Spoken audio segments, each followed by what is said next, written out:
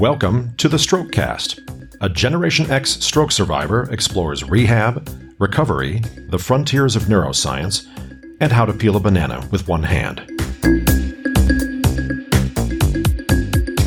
Hello, I'm Bill Monroe, and welcome to episode 95 of the Strokecast.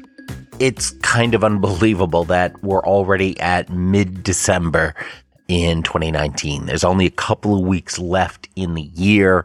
It has just flown by, and, I shouldn't be surprised anymore because it's the same way every year. Every year goes faster than the year before it does.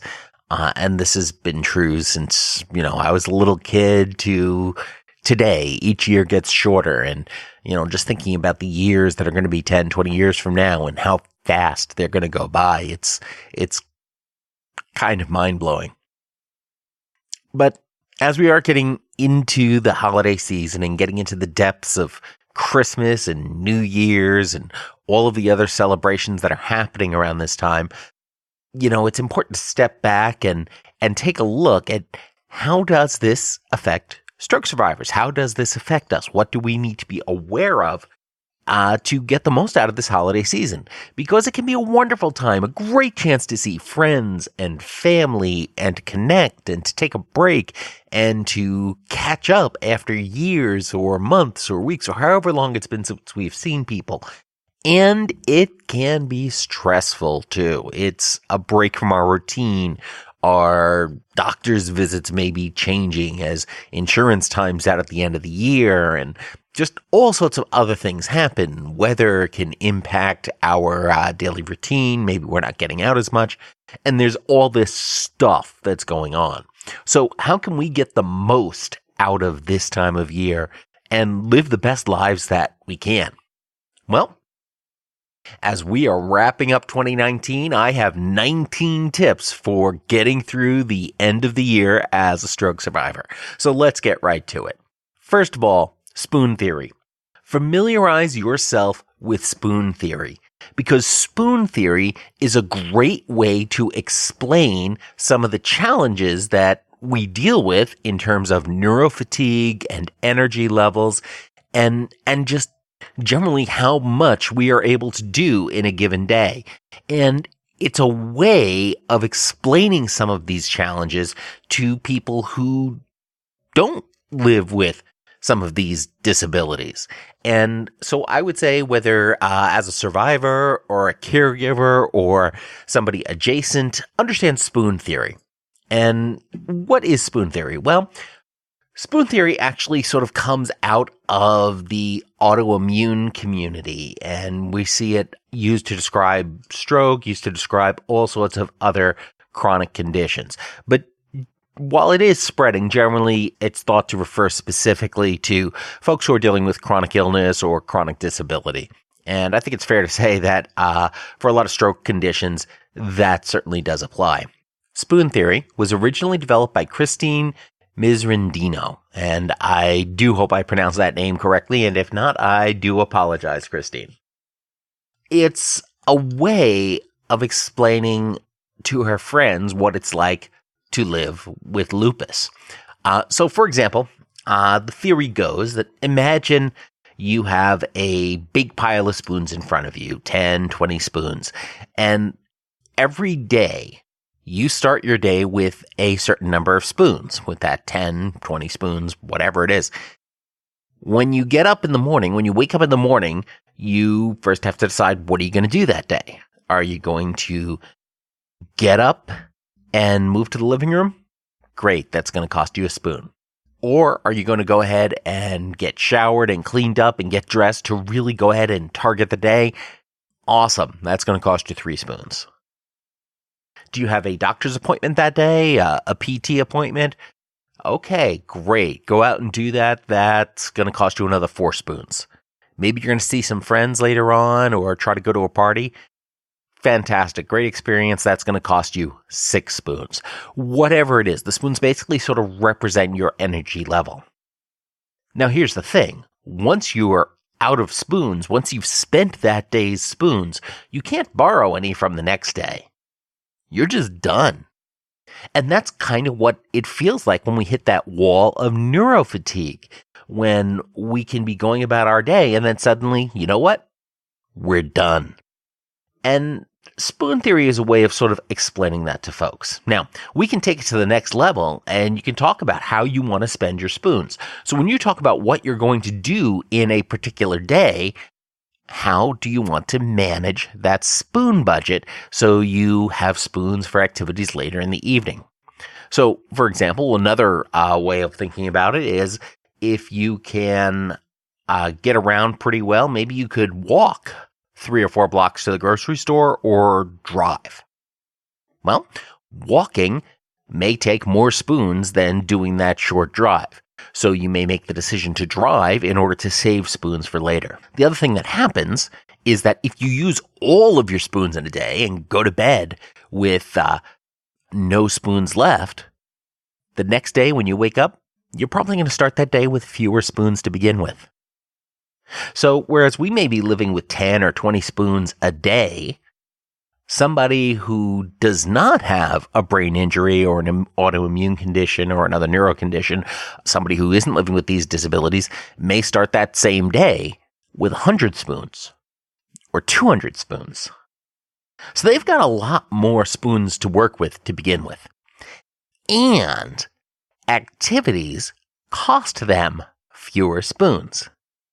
So maybe whereas going out to a big party might cost us 5, 6, 7 spoons, it might cost somebody without any of these conditions only 1 spoon. And they have a much larger pool to begin with. So it's a way of helping folks understand some of the challenges that we deal with. Oh, and explaining spoon theory at a party, that's probably going to cost you a couple spoons too. But it's a nice way to visualize it. And if you're struggling to help folks understand what your life might be like in this post-stroke world, spoon theory can be a great way of approaching it. And I'll link over to spoon theory information over at strokecast.com/19tips. Tip number 2, take a nap. So I suppose sort of related to spoon theory, sometimes when you're running low on spoons, you're just going to need a nap. Or sometimes you might just need to step away from a group and go ahead and take a nap, or just take a nap in the middle of the day. Here's the thing, when you get tired enough, go ahead and take that nap, because if you don't get that rest, you're not going to be as effective later in the day. You're going to be more prone to falling. You're going to struggle more with your stroke-related deficits if you don't take that nap. Seriously, there is not a whole lot that's good about having had a stroke, except that now naps are socially acceptable. So go ahead and take a nap when you need it. Tip number 3, if you are going to a party or an event, maybe you're getting together with family and there's going to be a lot going on there, go ahead and let your host know that you may need to step out for a little bit. Maybe ask if there is a quiet place in that home that you could go hang out at.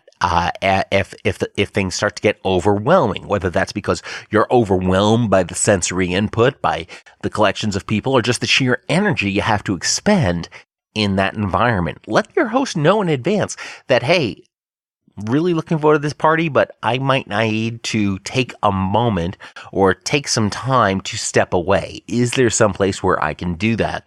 And maybe there's a quiet room in the house where you can do that, or something like that. But you see, here's the thing. If you let your host know in advance, then when an hour or 2 hours into the party or whatever it is, you suddenly feel the need that you need to go, you need to step away, that conversation is a lot easier to have. It's a lot less awkward because they already know this might happen.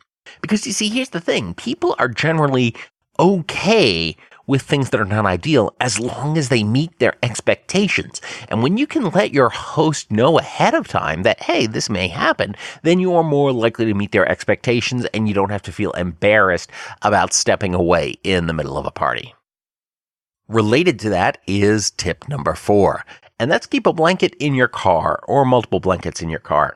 Because sometimes, first of all, there's just generally good idea to do it because you never know when something's going to go wrong when you're out on the road or whatever. But sometimes you may go to a party and there might not be a quiet place for you to go by to go just sort of stare off into space or stare at your phone and just step away from all that sensory input. Sometimes your car or the car that took you there may be a great place for you to go and hang out and just recollect yourself. Maybe try to build another couple of spoons or something like that. Go ahead and sit down in that car. But here's the thing, it's December, and in the United States, it's going to be cold, probably. So make sure you've got a blanket or two in the car so that even if you're not napping in the car, although car naps can be awesome, make sure you are able to stay warm and comfortable while you're doing that, while you're taking that break in the car. It can be a great resource, a great place to sort of collect yourself and just be with yourself. Tip number 5. Dry your cane tip. If you are walking around on a cane or with another mobility device that has a rubber tip on its surface, be very careful, because if it gets wet from snow or rain and then you go inside try to use it on a dry tile floor, it is much more likely to slip. It is not going to have that grip, that texture that you may be expecting, and it could slip at a very inopportune time and you could fall, and nobody wants that. So make sure you go ahead and dry off your cane tip. And I find it's usually easy enough to do that on a welcome mat, if there is some sort of mat, or on some sort of carpeted surface, or, even sometimes on just the top of my shoe. But you want to make sure that there's not like a film of moisture between the cane tip and the floor when you're trying to use that cane to keep you safe. Tip number 6, note cards. If you have trouble with key phrases or key pieces of information that you want to share, or if you work through aphasia or some other challenges that make it harder for you to speak, prep some note cards or ask somebody to help you prep note cards with some common phrases you may want to use as you navigate a party, as you navigate your environment, and go ahead and get fancy and laminate them or decorate them for the holiday season. There's all sorts of things that you can do to just sort of represent that time. And it's also a good time to go ahead and reevaluate. Do you still need this note card, or are there others that you particularly need, whether they are simple greetings or questions about allergens or whatever it is that you may want to have somebody read rather than having to speak it outside, or rather than having to speak it out loud yourself. Number 7, remember, cold drives tone and spasticity. So even though we may have made a lot of progress in the summer and into the fall with getting flexibility back in limbs, in not having our arms and legs curl up as much as they did, and not having those fists be as tight as they had been in the past, and that's awesome. Keep making that progress. But realize in the cold weather, you are naturally going to feel more tone. You are naturally going to feel more spasticity in your limbs. And first of all, know that that's okay. That doesn't mean you're going backwards in your recovery. That just means it's cold out. So you need to be aware of that, and go ahead, and if you notice that, and especially if it becomes an issue for you, go ahead and talk to your doctor. They may be able to adjust medications, medications like baclofen or some of the others that are used to treat tone and spasticity. They might be able to go ahead and make an adjustment to medically treat that, in addition to you just being more aware of those challenges related to that. Tip number 8. Related to tone and spasticity is go ahead and stretch. Our PTs and our OTs certainly gave us plenty of stretching exercises that we should do. And if you're like me, you've probably gotten a little sloppy about doing them often, or, well, sometimes ever. Please don't tell Megan and Olivia and Emily I said that. But that's the thing. Sometimes we fall off on our stretches. So remember, go ahead and stretch. Do those stretches. They become that much more important this time of year. And I'm certainly trying to make sure I do more of my stretches of my wrist and my fingers and my calves, so that I can minimize some of the impacts of the tone and spasticity and continue recovering as effectively as I can. Tip number 9, be very careful with the alcohol. First of all, if your doctors tell you don't drink, then don't drink. It's that simple. If you are able to drink, and if you have any questions about that, definitely consult with your physician. They will advise you of what is recommended based on not only your particular stroke, your particular conditions, but also the medications that you're taking and how alcohol may interact with some of those medications. Also, if you are able to drink, be super careful, because your post-stroke alcohol tolerance may not be as high as your pre-stroke alcohol tolerance. What I have found, for example, is that after a drink or two, I will find that my recovery is backwards about 6 months. So I might not be walking as smoothly, and my arm might not be working as well. Other folks may find that their speech is affected a lot more quickly. And all of these things, alcohol can really bring out some of those deficits. And of course, for most of us, once the alcohol clears our system, those deficit enhancements go away and we're back to where we were. So it's certainly not a permanent thing. But while you are in that situation, it absolutely may increase balance challenges, which of course pose a risk because none of us want to fall, because falling is generally bad. And then, of course, if you're on blood thinners of some sort, you really don't want to fall and you don't want to hit your head and, of course, have more brain challenges. We've got enough of those. So be careful about it. Be aware of it. Be aware that it can affect you differently, not only from your ability to speak, your ability to use your limbs effectively, but it will also go ahead and make you more tired. It will sort of drive some more of that fatigue, which, of course, compounds into everything else. So is it a good idea or bad idea to consume any alcohol? Again, personal choice. Discuss with your physician. Be aware of what can happen if you do that, and if you so choose. With anything that we do, there are trade-offs, and it's important to make intelligent decisions about the trade-offs that we want to make. And that brings us to tip number 10. If you are living with PBA, pseudobulbar affect, or emotional lability, that means you are certainly more prone to crying or laughing at the slightest provocation, whether it's appropriate or inappropriate. It happens. It's normal. It's common. It's natural. And especially in the holiday season, where you're more likely to encounter some of those provocations for laughter or tears, whether that's going to be in the form of relationships that you have with people, or whether that's simply going to be in the form of a particularly touching commercial on TV. This can happen, and yeah, again, it's perfectly natural. If you are prone to that, make sure folks around you know that and say, hey, with the slightest thing, I might start crying. You know what? It's okay. It's just a stroke thing. You don't have to worry about it. I may take a moment to compose myself, or whatever it is. Again, let people know. If people know, then they're not going to be shocked that they don't have to worry about it. It's not an indictment on you. It doesn't show weakness or anything. It just shows that, yeah, you had a stroke, and this is one of those things that can happen as a result of that. So let people know that emotional ability is a thing, and if it happens, it happens. And folks can certainly try to be a little bit more understanding about that and a little bit less shocked than if they're not expecting you to cry and then suddenly you do. It's an important part of that awareness.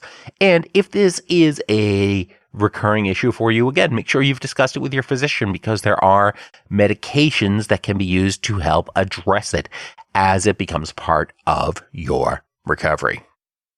Tip number 11. When you're going to be out in icy conditions, again, be very careful with your mobility device, as well as where you're placing your feet and all that super important stuff. There's also things you can get out there like Yak Tracks, I think is what they're called. And you'll see a link to that over at strokecast.com/19tips. And what these are basically tire chains for your shoes. So they give you that extra traction on the snow and ice. And yes, I know you were very good at walking on snow and ice before the stroke. Your balance very, very well be different, either because of challenges with your limbs, just challenges with your natural balance. Give yourself something like this to give you that extra edge if you're going to be out walking on the ice, or just don't walk on the ice. Those can be useful things. Tip number, let's see, we are up to number 12 now, and that is get an ally. Especially if you're going to be at parties and you have challenges, letting people know that, hey, I don't want to talk about that, I can't go there, or I need a break, or whatever. Enlist an ally, whether that's going to be a caregiver or whether that's just going to be a friend you just see there and hang out with, and maybe you don't get to see them very often, but just have somebody there who can say, keep an eye on you, and if they notice you getting a little stressed or having a little more of a challenge, they can go ahead and either interrupt a conversation to help redirect, or just be that extra ally, that extra wing person that can help extricate you from a situation you would rather not be in, whether that is something that's uncomfortable, whether it's just that one relative that you really don't want to spend the next 3 hours talking to, but you're kind of cornered because you can't easily get up from the chair and they are sitting next to you and you can't quite figure out how to get out of that situation. If you have an ally that you've already enlisted, that can certainly be a big help. Number 13, go ahead and do a holiday project with a cane. So if you're walking with a cane or something like that, you can find some of the very inexpensive metal canes. I think those are typically the ones that many of us left the hospital with, and a bunch of stickers. And if you want to have, you got a bunch of little kids around, whether you made them or their nieces and nephews or their friends' kids, and they want to do something, go ahead and get a bunch of stickers and have them go ahead and decorate an inexpensive cane. And they'll be thrilled to go ahead and help out, place all those stickers, design that, and then to see you walking around with that is going to be awesome. And so that's a nice little way to help involve some kids in just some fun things and to help connect with you. Number 14, thank you notes. As we go through our experience, a lot of what we're doing is people helping us out, and we can feel grateful. And sometimes it's difficult to express that, either because we're not great at expressing our emotions and our feelings, or because every time we try, the PBA, the emotional ability kicks in, and we may find ourselves starting to cry, and we don't necessarily want to do that. So feel free to go ahead and write thank you notes, whether that's for a specific party you went to, or maybe write thank you notes to some nurses or some PTs or some OTs or speech therapists or any of the other members of your care team. They love getting those things. They love hearing from the survivors that they've worked with in the past. And the holiday season is a great time to do that, especially if you have the time, and it can be great practice. You can make it a form of therapy for your hand, for your writing, for your language. And if you're already doing Christmas cards, or it's a great way to do Christmas cards, is just focus on integrating sort of that thank you message into that. So it's a great opportunity to do that. Number 15 is to go take a tip from the big guy and make a list and check it twice. A lot of what we're doing as projects and to-do lists and things we want to go to, things we want to get for folks, things we want to do for ourselves, it gets more and more complicated to keep track of them. Really, whether you're dealing with deficits related to a stroke or not, just trying to keep track of everything that happens in this busy time of year presents its own kind of challenge. So go ahead, make lists, double check them, whether that's recipes, processes, things that you just need to do, things you want to do, things you want to think about for the next year, potential goals, resolutions, whatever it is. Make lists and check them twice, 3 times, 4 times, and just build out those lists and keep going back to those lists. Keep a small memo pad and pen or pencil with you so you can jot something down or add something to a list. It can be a really great tool. Lists can be really awesome for helping to keep us organized. Number 16, project planning tools like Trello or Planner or any of these others can be some great online tools that will help you manage a larger project, especially if maybe you're planning a dinner or maybe you are running a party instead of just a guest, maybe you're hosting or organizing something. Use these tools. Trello, for example, is like putting a bunch of index cards or sticky notes up on the wall in front of you. And then as you complete one thing, you just move it over to the next stage and on. And you can do that virtually on a computer or on a tablet. So tools like Planner and Trello are great tools for that. If you're comfortable with computer tools and you're doing project planning for events around the holidays, definitely check those out. Take advantage of those tools. And I know Trello is free to use for most of the things that you may need to do in your personal life. So definitely check that out. Number 17. What can you do to help? Throughout the year and throughout the time after our stroke, especially early on, people will ask us a lot about what they can do to help us and how they can help us and how they can help our caregivers. This is a great time to go ahead and think about, okay, I've made it this far in my recovery. I can do stuff. Everybody can do something. What can you do? What can you do to help? Whether that's going to be to help your caregiver, whether that's going to be to help other stroke survivors.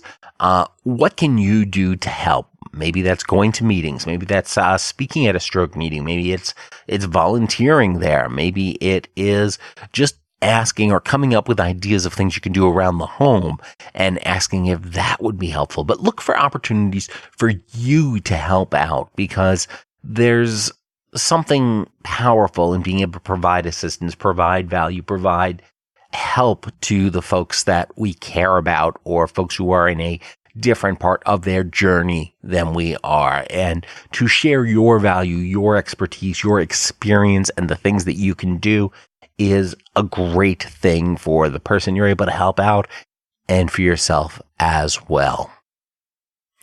Number 18. Tools like an Amazon wish list are really helpful for folks who may want to get you something for the holidays or for your birthday or whatever it is, or even for just organizing your own personal shopping online. I maintain multiple Amazon wish lists, and I just list products on there. Maybe they're things that I want to buy for myself in the course of the coming year. Maybe they're things that I'm thinking about.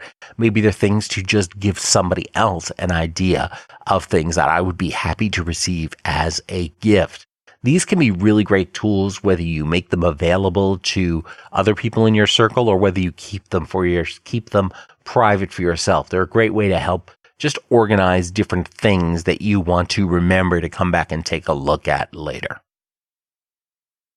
And finally, tip 19, and that is adjust your expectations. I mentioned earlier that people are generally going to be satisfied with things that meet their expectations, and one key of making sure that happens is to set the appropriate expectations. That's a great way to work with other people. It's also a great way to do things for yourself. A lot of times that people get all stressed out and disappointed and traumatized at the holidays is because we have this perception of what Christmas and New Year's and the winter festivals and Hanukkah and all of this, what it's supposed to look like from family and friends. We've seen it on the Hallmark Channel. We've seen it on commercials. We've seen it in everybody unwrapping a new Lexus and pulling that big red bow off the top of the car throughout the year. We have all these expectations about how things are going to go. But here's the thing. Nobody has that picture-perfect, ideal holiday experience. It doesn't exist. It may be aspirational. It may be something we want. And there may be things that we do to try to pursue it, but it's never going to be perfect. And you know what? That's okay. Because it's not about the perfection. It's about the experience. It's about trying to reconnect. It's about just sort of getting together if that's feasible. And it's not always going to be feasible. In my retail days, there were many years where, we rescheduled, Christmas for January because of the life of the retail salesperson or, whatever it is. Set your expectations. Understand that, things are going to go wrong. Things are not going to be perfect. And I'm going to have a good time anyway. I'm going to enjoy it. Whatever form that takes, whether that is with dozens of people, whether that is with one or two people, whether that is, by yourself. We all have different ways of approaching this season. Set your expectations for yourself. Set your goals for it for yourself, for what you want, for what you can experience, for what you can realistically get out of this holiday season.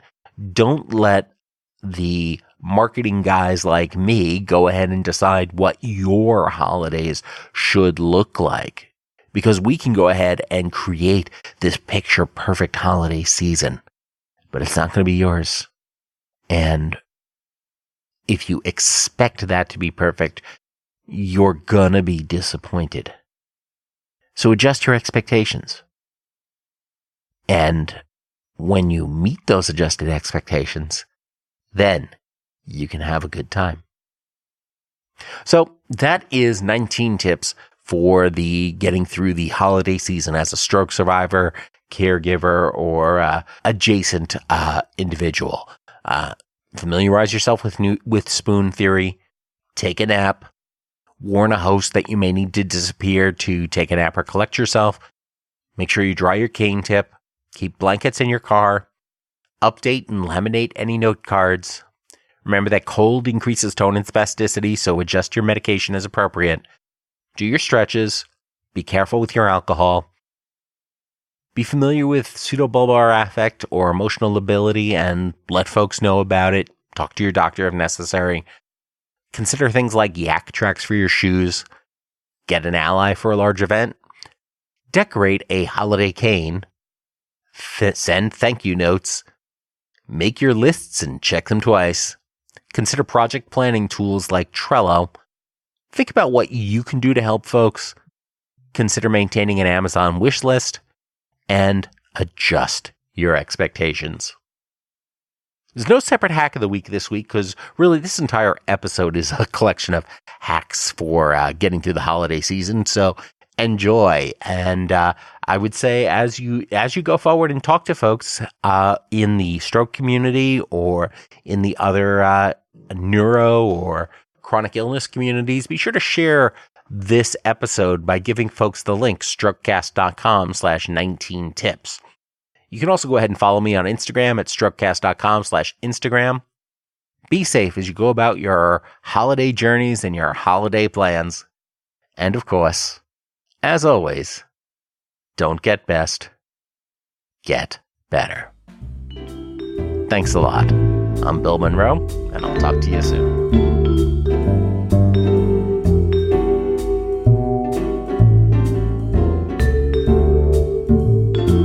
The Strokecast, Bill Monroe, and Bill's guests provide general information and entertainment, not medical advice. Please do not make any changes to your treatment plan or the execution of your treatment plan without first consulting your personal doctor or medical team. The Strokecast is a proud production of the Currently Speaking Podcast Network.